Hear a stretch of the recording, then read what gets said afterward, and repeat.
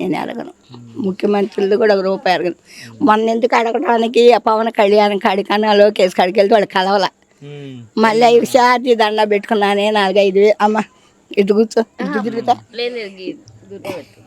దాములు కొడతాను ఇలా ఇట్లా అమ్మాయా నేను నువ్వు ముందు కాదు కానీ నువ్వు నాకు పుట్టావు కానీ నీకు నేను పుట్టలేదు ఇటు కూర్చో ఇటు పెడతా కనుక అయిపోయింది. ఆయన కలవటానికే పోతే ఆయన కలవాల.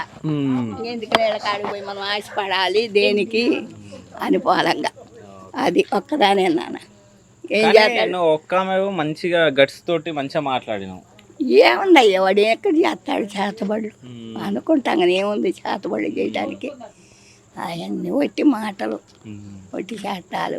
వాడి కోసం జనం ఏదో వస్తున్నారు ఏదో పోతున్నారు ఏదో వాడి కాడ ఏదో ఉంది లప్ప ఏదో 2-3 ఏళ్ల క్రితం రోజు భోజనాలు పెట్టేవాడు ఇప్పుడు పెట్టట్లా.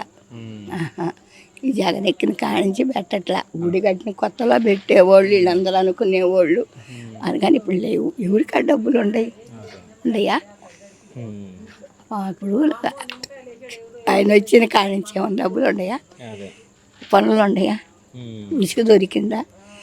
చదువుకున్న పిల్లలే నా కాడికి వచ్చి ఇడ్లీ ఉందమ్మా అని అడుగుతారు అన్నం ఉందమ్మా అని అడిగేవాళ్ళు క్యాంటీన్ పుట్టకముందు.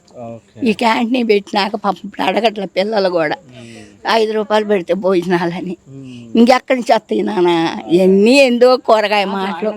ఇప్పుడు నాకు ఒక పెద్ద ఆయన వచ్చిండు ఆయనకు బొమ్మలు పెట్టి మంత్రాలు చేసిండా?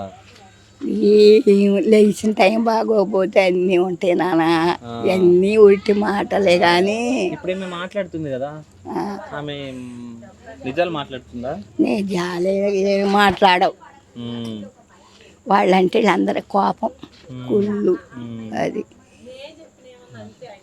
ఏకదమ్మున నీ కాడక డబ్బులు ఉంటే ఎవరికైనా ఆడి చచ్చినాయా ఏంటా అంటుంటారు. అది మంత్రాలు తంత్రాలు ఏమి లేవు లేదన్నా. ఇప్పుడు చూడు ఆమెతో మాట్లాడిపిస్తా మాట్లాడదు.